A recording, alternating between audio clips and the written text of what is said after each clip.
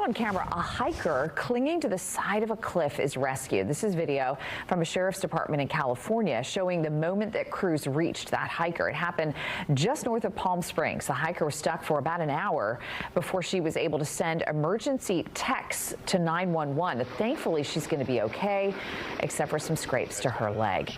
Can you imagine having to make that text message and you're holding on for dear life? No, not at all. And you're trying not to drop your phone. I can't imagine. Really scary. Well, Good Day Orlando is just getting started. Coming up in our 8 o'clock hour, Port Canaveral is on pace for a record year. Yeah, you'll be amazed by the numbers. In about 15 minutes, Port Canaveral CEO Captain John Murray is going to join us live, talk about how good business is there and what you should know, some of the new ships coming and what it means for the millions of passengers that come through Port Canaveral.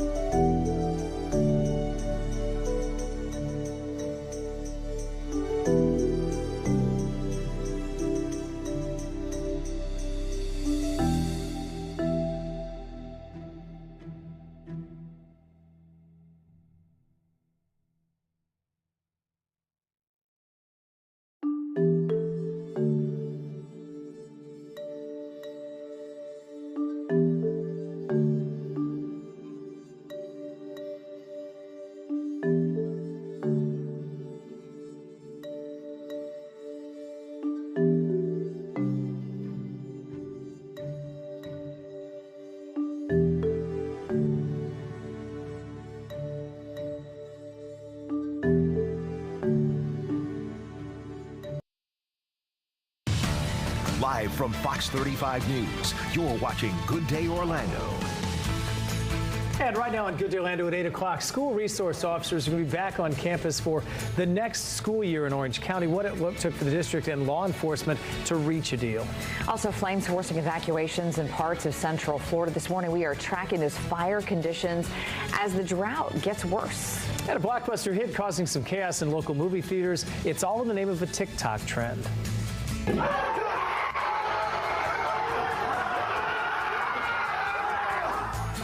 Why a local mall is urging parents to chaperone those kids when they go see Minecraft in theaters. I think there is evidence A right there as to why that is. Yeah, it's all fun and games, so somebody has to clean it up. And David Martin is joining us live. He is in Ocala this morning. Hi, David. Well, good morning, Amy. Hello, Ryan. What on earth are we looking at here?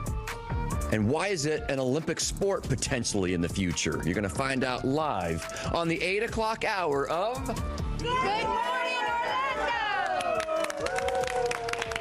This looks interesting. We'll get more from David on that. It's Good Day early. It's fine. Yeah, that's close enough. It's fine. 8 o'clock hour. We're going to nail that for sure. Well, 9 o'clock hour. Good morning. I'm Ronnie Elijah. Great to have you with us. I'm Amy Caulfield. It is good day, Orlando. And Fox 35 Storm Team meteorologist Brooks Garner is standing by with your forecast. Hey, Brooks. Oh, good morning. Call it what you want to call it. It's going to be beautiful, fantastic, great. Pick your way to describe it. Well, at Kissimmee right now, we got blue skies, a live view from East Lake Tahoe area. You can see the green fields there. School about to enter into session. 53 degrees right now in Deltona and DeLand. 53 in Bushnell. 69 right now at Cocoa Beach. And to get you out the door, we're at full bus stop action right now. Kids are heading out there to the bus stop. They're heading in. 60 degrees right now. On the way home, about 85. It's going to be a hot afternoon, considered the time of year, but low humidity, very comfortable. Weather not an issue. But what is an issue is actually the lack of weather. We need the rain, and the drought is getting worse. We'll talk about where it's worse and when it may improve and what is happening as a result of it. First off, though, Skyfox traffic time. Jessica Dobson is in. Jessica, is the traffic getting any better, or is it kind of still at peak? We're still seeing some pretty big slowdowns, and we'll talk about those in a moment. We do have a new incident, a vehicle fire to be exact. This is going to be on OBT in the southbound direction, so Orange Blossom Trail near Holden Avenue. This is going to be very close to Holden Heights there. Doesn't appear that we're seeing too many significant delays, at least not yet, but be mindful of that because those could gradually build into that area. Also, a live view from our Lake Mary Tower cam does show that we're seeing some pretty big delays still taking place as you're heading into Orlando, right near the Lake Mary Boulevard area of I-4 in the eastbound direction. Westbound, though, you're in good shape. We're not seeing any sort of slowdowns in this particular area, so that is some good news as you're maybe making your way away from Orlando. Lake Mary to downtown, about 20 minutes for you this morning. Same for the attractions downtown, both of those on I-4, west and eastbound, and then Champions Gate to downtown, still in the red there. A 41-minute drive for you. We've had some construction on I-4 this morning, too, so been seeing some delays kind of off and on throughout this morning. All right, I'll send it back over to you, Ryan and Amy. Jess, thank you. A breaking news update this morning. A missing teen with autism in Altamont Springs found safe. Great news there. Police say that she was found early this morning in Orlando. This comes after the 13-year-old was originally reported missing on Tuesday in Altamont Springs. Police are not saying how she made it to Orlando or how they located her, but she is safe. Happening now, wildfires breaking out all across Central Florida. Yeah, Brooks has been talking about the dry weather conditions, really creating these breakouts across at least 3 different counties now. And Amanda McKenzie joining us from the location of one of these. Amanda, we've seen burn bans now in effect for several of our counties.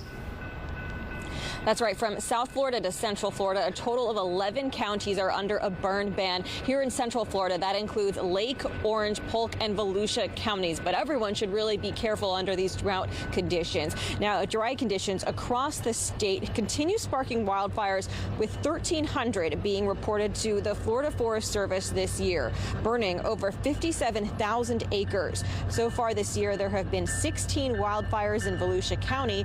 In Melbourne, video shows the digital fire scorching dozens of acres. In total, Brevard, Osceola, and Lake counties have also seen 5 fires. It's a tinderbox right now in the state of Florida. Please let it rain. Let it rain here. I know there's a fire in St. Cloud as well. Like, we need rain. We need rain. The burn ban prohibits all outdoor burning without a permit, such as recreational fires, bonfires, outdoor fireplaces, and burning of yard debris or trash. The ban will remain in place until the drought index stays below 500 for 7 consecutive days. The drought index is a threshold that signals the increased risk for wildfires. Officials are urging residents to take proactive steps to reduce fire risks, such as clearing debris around homes, from gutters, and on top of roofs. Reporting live this morning, Amanda McKenzie, Fox 35 News.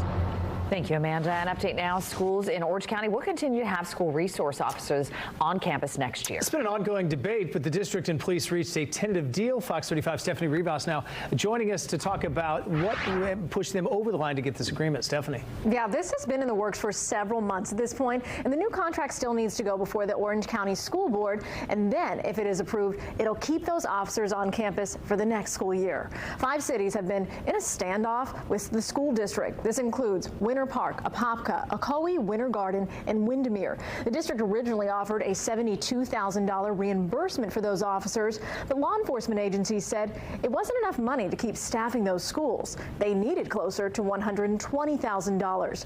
We still don't know the final numbers both sides agreed upon, and that has some school board members concerned. Them to really kind of push and squeeze the district for every last penny really is frustrating, and I think it should frustrate our citizens and our parents.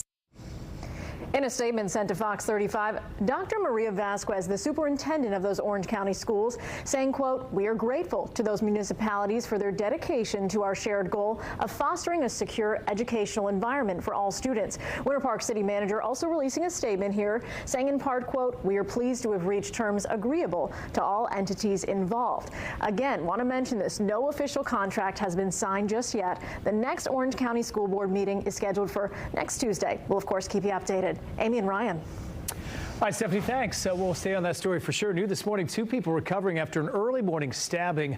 Orlando police say a father and his adult son apparently got into a disagreement at an apartment complex on Bent Pine Drive. That's reportedly where the stabbings took place. They were both taken to the hospital, listed in stable condition. They want me to fight the chicken? Chicken jockey! Well, that is the scene that has fans going crazy in movie theaters. Now, in some theaters showing Minecraft, people are seen throwing food and screaming during this chicken jockey scene. It's happening in theaters across the country, and that includes here in Central Florida at the Oviedo Mall. They say kids have caused thousands of dollars in damage. And Marley Capper is joining us live. And Marley, the mall is now considering a chaperone policy to try to crack down on this. Amy, that is correct. And listen, the mall doesn't want to have to do this, but things have gotten so wild that this is maybe their only option. Now, Jack Black himself has been telling people to not react to that iconic line of chicken jockey. Now, in the game itself of Minecraft, basically it's when you're about to battle an enemy or an opponent and you come in riding on a chicken. So I know it sounds really funny, but it's certainly not funny for the people that have to clean up the messes. Take a look at the video. You can see people that are screaming and yelling, jumping around, throwing popcorn, soda even. There's even people online seen doing backflips in the movie theater. So again, it seems really funny, but the mall says if it continues, they're going to look to add a chaperone policy for guests 18 and under. Parents aren't happy about this either. Told them not to scream during the movie because it's not fair, because they're spending like $16 to $20 for a movie, and don't throw popcorn and hit people in the head with it. The biggest headaches come from the cleanup afterwards. So a lot of these times, especially popular movies, there's a very quick turnaround to get a theater cleaned up and ready to go. And for the staff to have to go in and clean up these massive messes, it's created so many problems, it's caused delays, and we don't want to see that.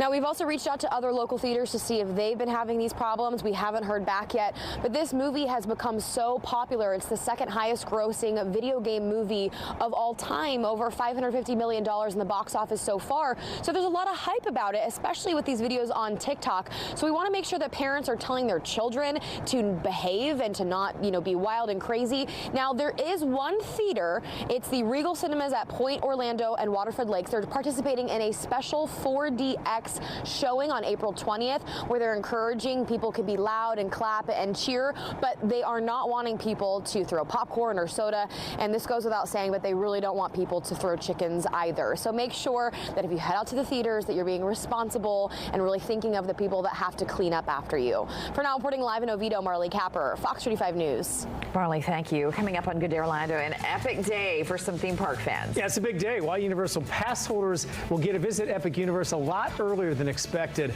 And let's take a live look at Port Canaveral. It's hard to take a shot there where you don't see a ship in port. That is one of more than a dozen calling the port home now. And it's an exciting time. 2 new ships sailing in this year.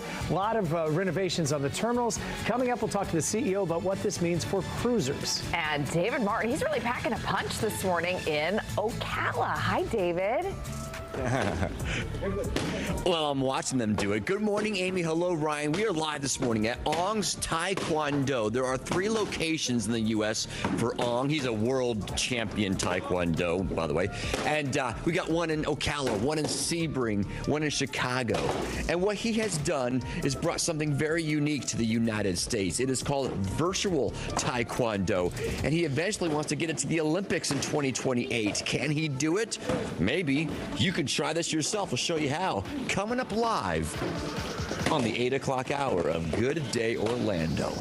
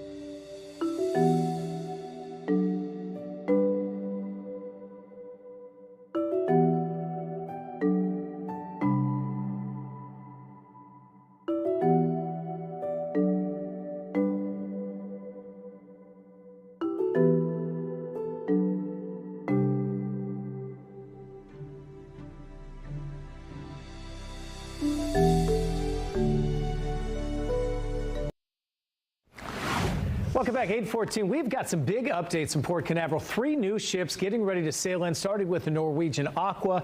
It is expected to get here this month.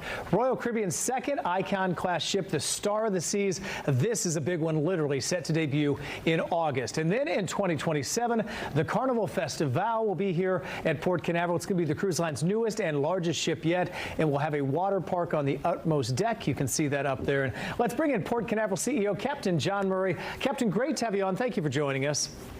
Good morning. How are you today? Doing great, and I know business is good at the port. You're on a record-setting pace for 2025. So what impact will these 3 large ships have, including the much-hyped Star of the Seas? Well, the Star of the Seas is an exciting ship to be coming to Port Canaveral. It's the second in Royal Caribbean's Icon class, and it will be the largest ship in the world. It will replace the Wonder of the Seas, which is our 7-day product today. The Wonder will be displaced to another location, and the Star is the newest, the biggest, the best, and it's really exciting to have it sailing out of Port Canaveral on its maiden voyage. Yeah, and as you know, it's a huge economic impact, not only for you, but really all of Central Florida, because they travel here for this vacation. You've now got 16 home-ported ships. Is that a record? And 8.4 million passengers. Those are huge numbers. Yeah, it's a record number of vessels for us. We had a very, very strong spring break season. March was a record month for us in terms of passenger counts. We did almost 1 million passengers in the month of March alone. So it's been a great season this year. Everything's strong. The ships are all full, and as the new larger ships come in, they're sailing full already. So it's really been a great season for us. It's great news, and you know, with that growth, you have to invest, and you've done that, tens of millions of dollars to upgrade and expand. What's the latest on these massive terminal projects you have going on? Well, the biggest one we have going on right now is Cruise Terminal 5. Cruise Terminal 5 is our oldest cruise terminal, and it's about 90,000 square feet. And we have a program in place now to increase that to 150,000 square feet. So we're really adding a lot to that terminal, and it's all for the reason of getting a bigger ship alongside the dock. The dock is large enough for a large ship, but the terminal is not. And I kind of compare it to an airport where you can't load a 747 aircraft at a 737 gate. It's just not big enough. Same with the cruise industry. So we need to have larger laydown space for luggage, larger customs border protection area, and a larger waiting area for people before they get on the ship. So this will boost our terminal size from, say, around 3,000 passengers up to about 5,500. It's incredible. I mean, getting bigger as well, and it's a great port to sail out of. I've done it many times. Finally, for people that go there, there are large numbers of cruisers. What advice do you have heading out for the ship and coming to your port? I think the biggest advice is don't get there too early. We have to make sure everybody gets off the ship to free up parking space and all. And the biggest challenge for congestion is people that come in too early. You got to get people out of the port before people can come in. And if people follow that basic guideline, it really helps with the traffic situation at the port. Let's finish with this. Obviously, the cruise is your main business, but space needs space there as well. And the state had raised some concerns as you expand. Where does all that process stand right now? We're really excited with the space industry. We work very closely with all of the providers. There's 2 launch providers in the port today, SpaceX and Blue Origin, and we work very closely with them. There's 2 others that we've been speaking to just as recently as the last week who will be here in another 2 years. So, we work very closely with them, and we try to do everything we can to help expedite their operations. And, SpaceX wouldn't be putting the cadence of rockets in the air and recovering if we weren't right there helping them. So, we're really proud to be part of that process. Well, Captain, it's great to have you on. We could talk all day about this. Congrats on what is turning out to be a record year. Thanks for your time this morning. Great. Thanks so much. Appreciate being on. That is Captain John Murray with the CEO of Port Canaveral. What a booming business they have right now, cruise and space industry. Right. We're so lucky to have that camera there that we are able to peek out at this beautiful ship. Absolutely. Too. I could look at it all day. Brooks does. I find him all the time. I should have had the port cam up right now. This is right. Where were you? I'm having a stacking my show moment where I could have done better. I was going to tell you how pretty it is in Denellen, but that's not very topical, is it? That's a news term to describe of the topic. Anyway, Denellen right now, live view from the WeatherStim Camera Network is nice. The port is nice as well. Everywhere you go, it's all about the blue skies. Just want to give a shout out to Denellen right here on the western edge of Marion County. Right now it's 51 degrees in Ocala, 61 degrees in Orlando, and 69 degrees at Cocoa Beach. In the big picture, we've got high pressure that is over Mexico and over the Western Gulf, and this is going to slowly move across but set up shop here for Easter and early next week, and that's going to make things really hot around here.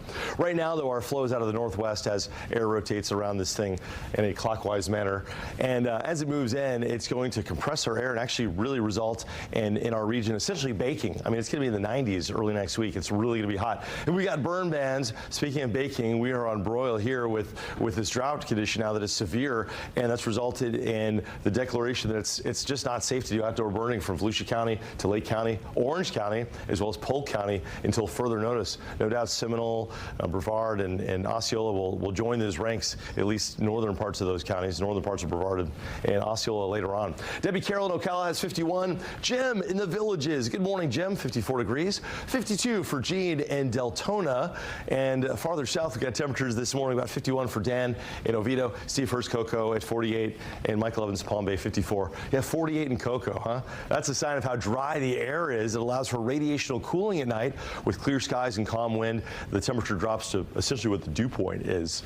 So we're going to warm up just as fast today. 85 Orlando, 87 in the Villages. Our relative humidity values this afternoon will fall below 20%, and it is going to be bone dry, which actually almost creates kind of like a reverse heat index, where if it's 87, it feels like it's 84. It's going to be really pleasant, but at the cost of a fire threat. Okay, bright sunshine through Saturday. Then clouds roll in on Sunday. No rain out of this one, but for Easter Easter Sunday, it's going to be hot and it's going to be variably cloudy. Then a chance for some rain finally, maybe Wednesday for a few isolated storms, but the chance is going to be fleeting at best. No appreciable rain in the forecast for at least the next 2 weeks, maybe longer. Mid-80s from today through Saturday, highs around 90 from Sunday through Wednesday, and that's a very optimistic 20% chance of rain on Wednesday. Otherwise, more of the same. Have that irrigation system working strong. All right, let's talk about the Skyfox traffic. Traffic has been a little bit strong in spots, but it looks like it's a little better there, huh? Yes, we are starting to see some traffic pick back up across parts of the area, and we're seeing delays in this spot in particular. 408 at Lake Underhill, pretty typical for us to see that, not due to any sort of major incident, but we do have an incident that has been taking place on the 408. So we've had a couple of those begin to pop up. So you're looking at a drive time of around 15 minutes from the 417 into downtown Orlando. You can see red stretch there on the turnpike, but also quite a bit of red as you're heading in from Champions Gate to downtown. Your normal 23-minute drive, give yourself at least an extra 20 minutes. I'd say 25 minutes. So you're looking at around a 45 to 50-minute commute if you are heading in from that direction. About 53 minutes from Daytona to Orlando. So I would give yourself at least an hour in that spot. All right, it's 8:21. Let's get a check out some of our gas prices with Pump Patrol. Buc-ee's, $2.89 in Daytona Beach. Not on purpose. I did not. You not, did. But I am partial to Buc-ee's. Can we put a brisket price also? We should. Oh my gosh! Now that I've seen the light, that is the brisket sandwich and the beaver nuggets. I still got some of those in my pantry too. But hey, $2.89. That's a great deal. All the more reason to head out to Buc-ee's. All right, Amy, Ryan, I'll send it back over to you. Yeah, you can tell we've got Buc-ee's fans right. here. Well, funny story is that Jess's mom came to visit a couple weeks ago, and they went for the first time, and she was like, "Oh my God!" Well, they went with us pushing them. We said you've got to go to Buc-ee's. You got to try the brisket, and she did. Yeah. Good job, Jess. Coming up here in Good Day Orlando, we've all told our kids, put your phone away, but you may actually want them to hold on to them. Yeah, why researchers say smartphones and tablets could do some good. Plus, David Martin found a place to try out Taekwondo skills in Ocala. They've got some serious technology going on there, David. And I want to show you Grandmaster Angelito Ong. He's the one who owns Ong's Taekwondo here in Ocala. He's got one in Sebring and Chicago as well. And what he is wearing is something he's very proud of. It's called the Virtual Taekwondo, huge in Asia. And he's the first man to bring it to the United States of America. And he wants to make it an Olympic sport in 2028. Can he do it? Well, in the meantime, you can do it. We'll show you how coming up live here on Good Day Orlando. Don't go anywhere.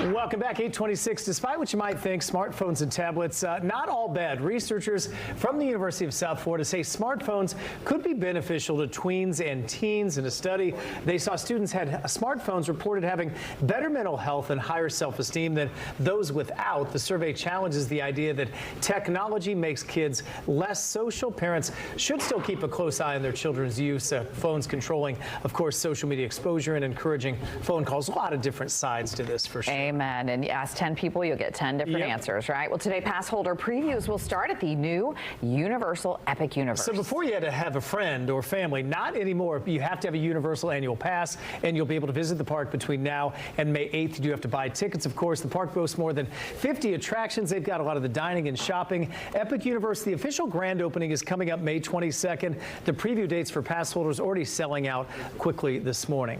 Well, coming up, see how FDOT is helping drivers navigate a tricky exit ramp in downtown Orlando. We're going to talk about that. We'll be back right after this.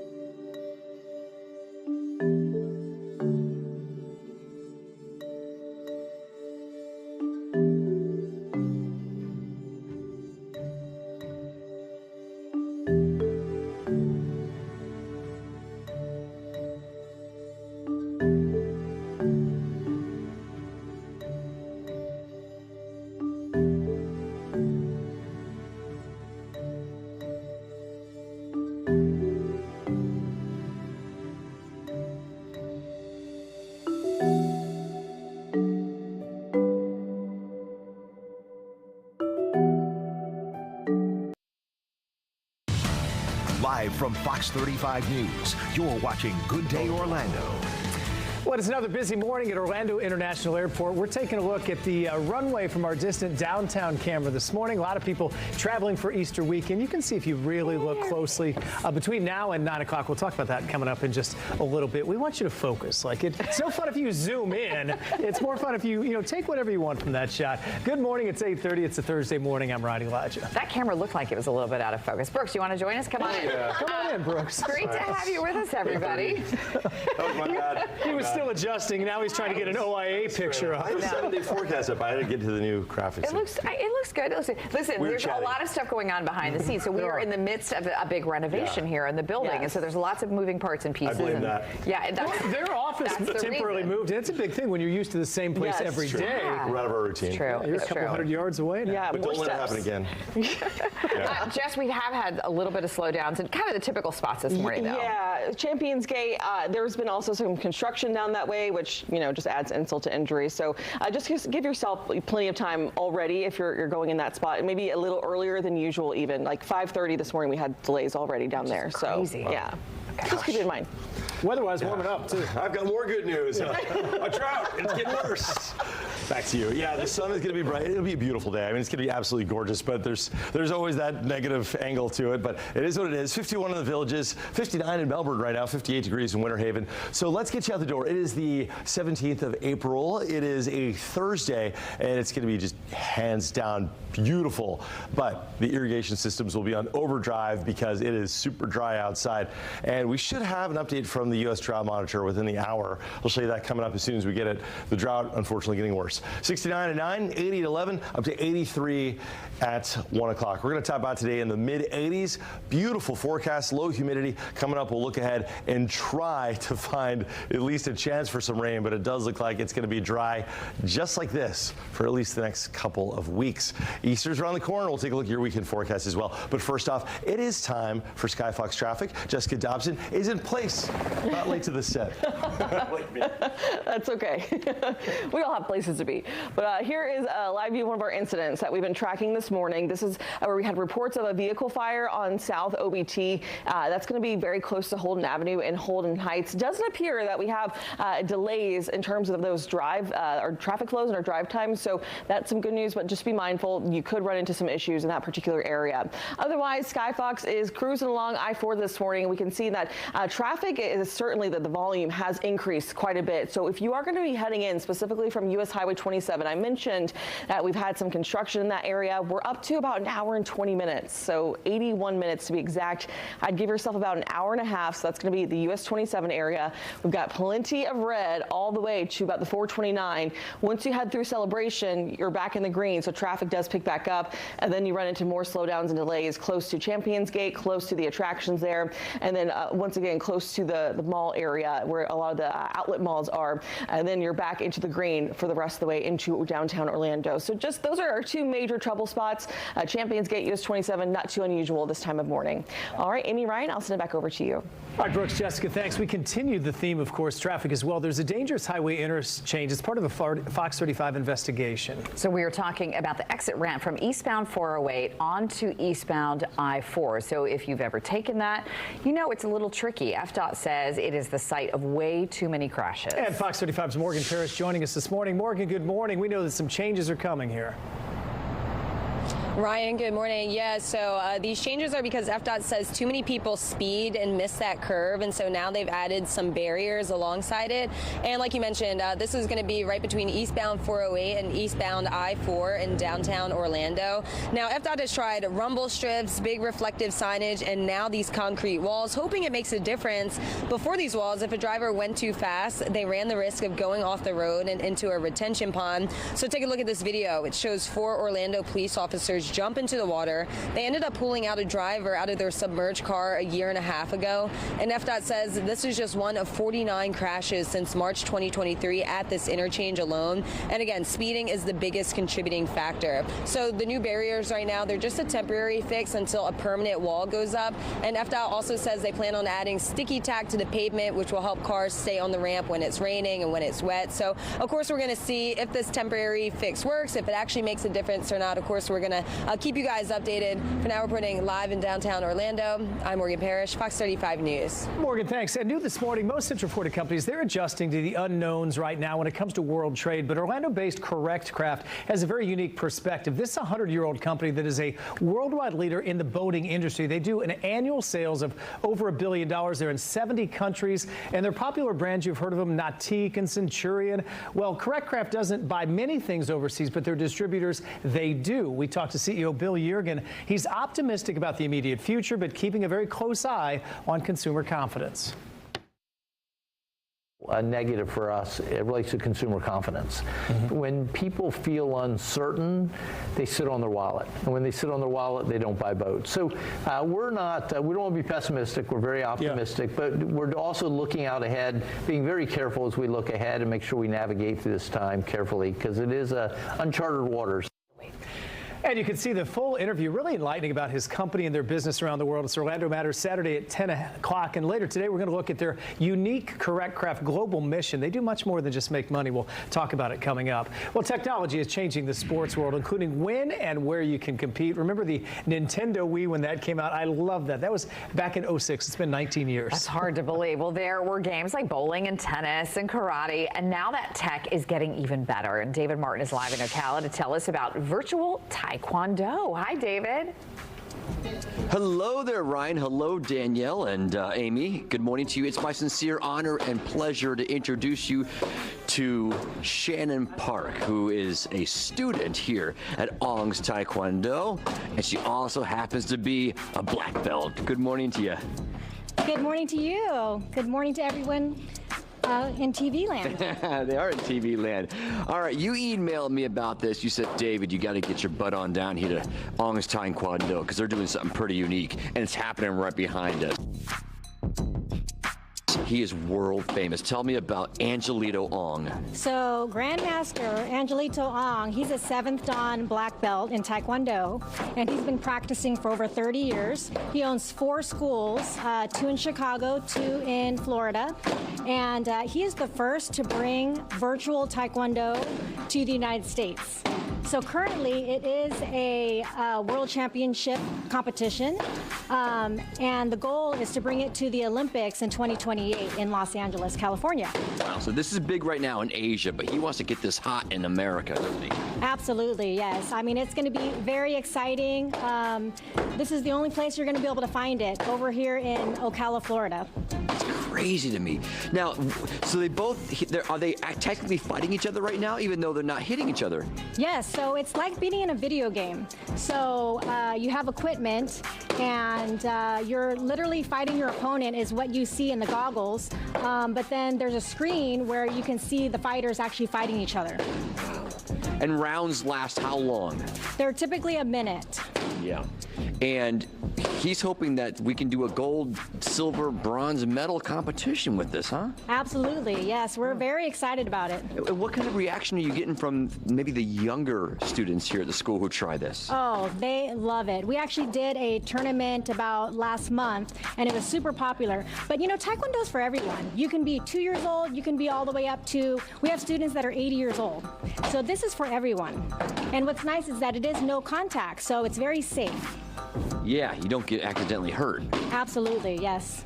All right, so if I want to try this, or I got a child at home who sees this and is excellent at video to move into the virtual world, they can do it by coming here? Absolutely. So they have 4 locations. The best way to look us up is go to the website, ongstaekwondo.com. That's the best way. We're taking new students all the time. And again, this is for all ages. This is something that's great for everyone. We're also having a special event. It is the Florida Open. It is on May 10th, and it's going to be local in Ocala. It's at the Trinity High School. Trinity High School, okay. In the meantime, the website is? It's ongstaekwondo.com. And that is Angelito Ong in front of us right now. He's good. Well, 7-time black belt champion, huh? He is, yes. And he's a world-renowned world champion in Pumse. What is that? So Pumse is, it's like forms. So it's a series of movements, kicks, punches, and there's actual championships with that. Wow, what an honor to have him in Ocala, Florida doing this. Great. Well, Shannon Park, when are you getting your next black belt? Hopefully, I will earn my master's, which will be my 4th Dan, by the end of this year. Good for you. Good for you. New to Central Florida, right? You came here from California. I did, yes. I moved here 3 years ago to Ocala, and I absolutely love it. The people here are friendly, and I'm so happy I found Master Angelito Ong because he is the best in terms of his instruction and what he provides here. And we're super excited that he's the first to bring this virtual Taekwondo to the United States. Right here in Ocala, Amy and Ryan, what do you think? It's incredible. It's so much talent, David. I wouldn't want to get in front of one of those people. Yeah, David, we were both saying, how do they not go in someone else's space? They have to be really disciplined, I'm guessing. I asked that question too, Ryan, and apparently they can see through the goggles. Shannon, you can actually see real life through the goggles as well as the screen, right? Yes, you have two different options. So you can be in the virtual world where it's what you see on the screen, or you can just see what's in front of you. Can it be a blend? No, usually you have to switch off between the two. Okay. Wow. Okay. That's impressive. That's amazing. Yeah, good stuff. It is. All right. Thanks, David. That's really cool. Okay. All right, still much more ahead this morning. The Fox 35 Care Force honoring local firefighters in the tourist area. So they helped a young visitor who has cystic fibrosis and was having trouble breathing at one of our theme parks. What was that experience like when you were here? Scary and embarrassing. Oh, poor kiddo. Well, coming up, you're going to see what inspired his mom to share his story online and with us. And it has a happy ending. We love that. We'll be right back.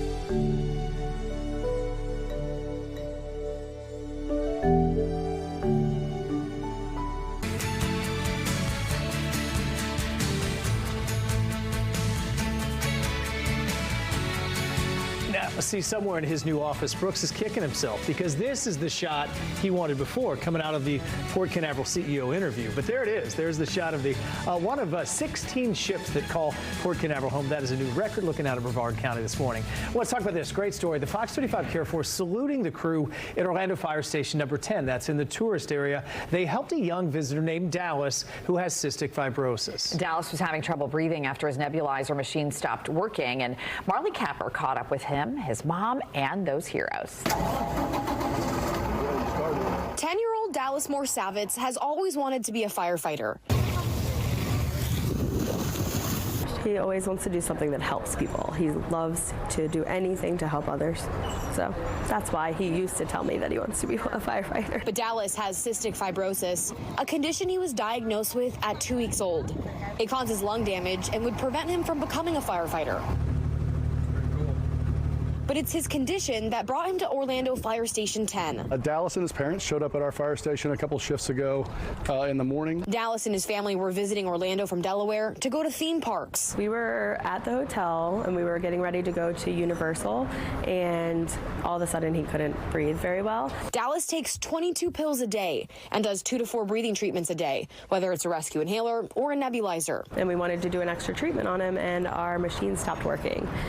So I reached out to some other families that have kids with his same illness, and they said to try the fire station and see what they can do to help. They needed a quick solution and were surprised to learn the fire station next to their hotel could help. We checked his lung sounds, checked him out, checked his vital signs, and made sure he was okay. And then we treated his condition by giving him an updraft treatment to help open up his lungs so he could breathe a little bit easier. Lieutenant Zach McCamey says it's common for people to show up to the station with medical emergencies. So when Dallas showed up, they knew what to do. What was that experience like when you were here? Scary and embarrassing. Dallas is doing much better and is back in town for some more theme park fun. Lieutenant McCamey says it's not every day their crews get to see the after effects of their response. So having Dallas come back to visit and say thank you was special. I'm a parent as well, too, so I understand having one of your kids be sick. It's a scary situation.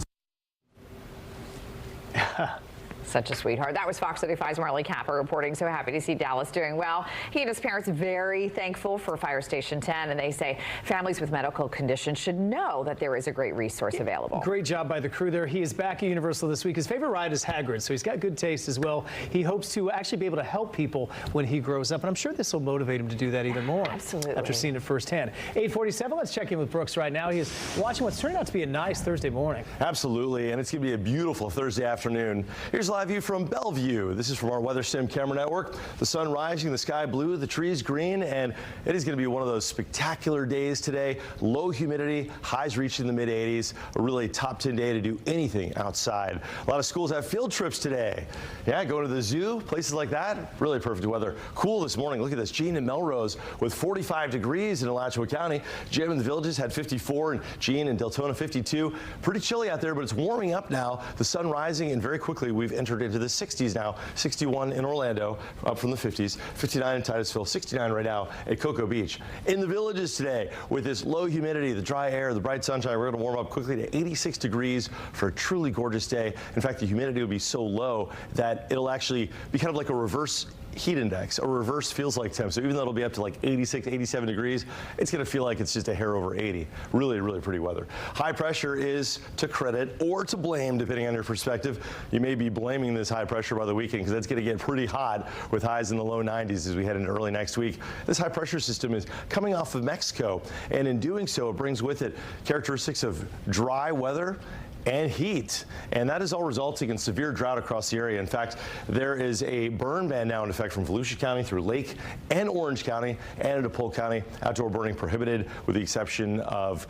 well, of fire pits and of backyard grilling. If you make it a burger, you're good to go, but no pile burns and all that. It's too dangerous, too dry. It could go out of control very, very quickly. So there may be areas of smoke over the next couple of days, as we've seen with various brush fires around the region. Otherwise, it's all about the sunshine today. A little bit of a sea breeze to the coastline. That's going to bring in some nice fresh air from the Atlantic. 77 degrees, New Smyrna, 80 at Palm Coast, up to 85 in Orlando. And along the I-75 corridor, that'll be the warmest location. We'll see highs around 87 from Bushel all the way south through Winter Haven. Warmest there because our air will be coming from the east.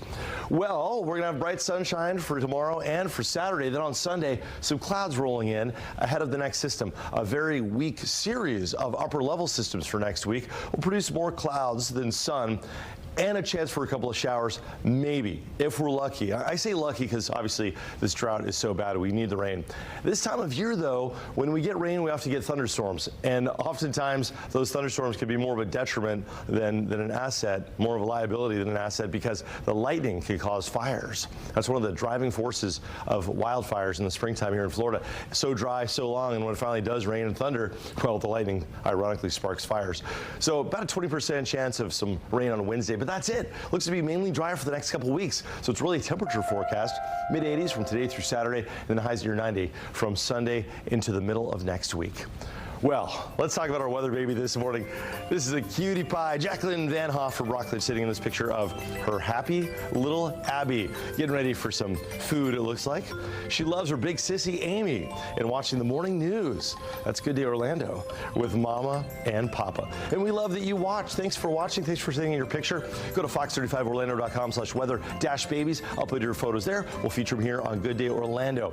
All right, that is a wrap on the weather. Let's take a look at our Sky Fox traffic. A last look. Good morning, Jessica. Hey, yeah, good morning. As we kind of wrap up the tail end of the commute, we are seeing still some delays taking place on I-4 westbound. So as you're heading into downtown Orlando, passing through the Lake Mary area, just past Lake Mary Boulevard, we typically see some delays here, but yeah, it's pretty congested. So just give yourself a couple of extra minutes. If you've taken this route before, you know the deal, but if you haven't, give yourself a couple of extra minutes. So we're up to about a 25-minute drive from Lake Mary into downtown Orlando. Attractions to downtown, though, you're looking at around 27 minutes, so we are seeing some pretty big backups and delays in that section of I-4. Also, Champions Gate to downtown up to almost an hour drive, so be sure to give yourself plenty of time to make your way through that part of I-4. It's 8:52. We will have much more Good Day Orlando coming up after the break. Don't go far.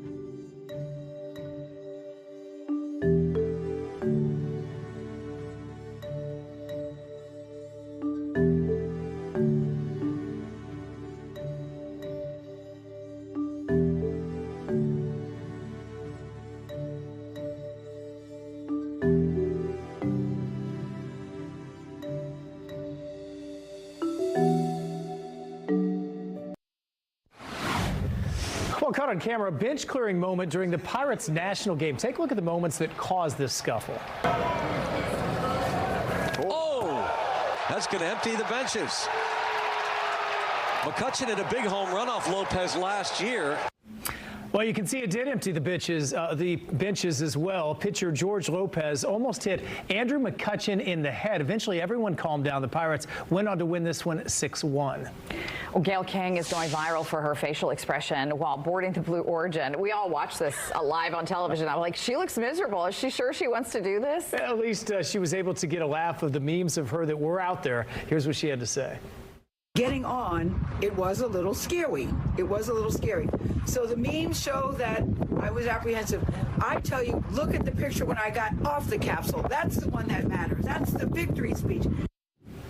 Well, some commenting that her face definitely had that look of regret out there. She said she looked terrified, but she wanted to get in her seat quickly despite the nerves. She said she knew she was not going to back out. And maybe you're thinking in that mind, maybe I'm not going. Well, what are you going to do? She does not look happy. All the other ladies look happy. Most of them do anyway. Well, stay with us. More on Good Day Orlando as we move into the 9 o'clock opening. It's a soft opening now for Epic Universe. Big day. Yes, Universal Pass holders can now check out the new park. So coming up on Theme Park Thursday, we are talking about the food options like PB&J cones made with pork, bacon, and jam. That sounds interesting. That does sound interesting. I think I'd try it. And we'll talk about a fun Easter event in Central Florida Zoo this weekend. This one's called the Hippity Hoppity Adventure. So many Easter services and events this weekend. We'll talk about it coming up. What a gorgeous view this morning. The Grills Lakeside Cam over Lake Fairview.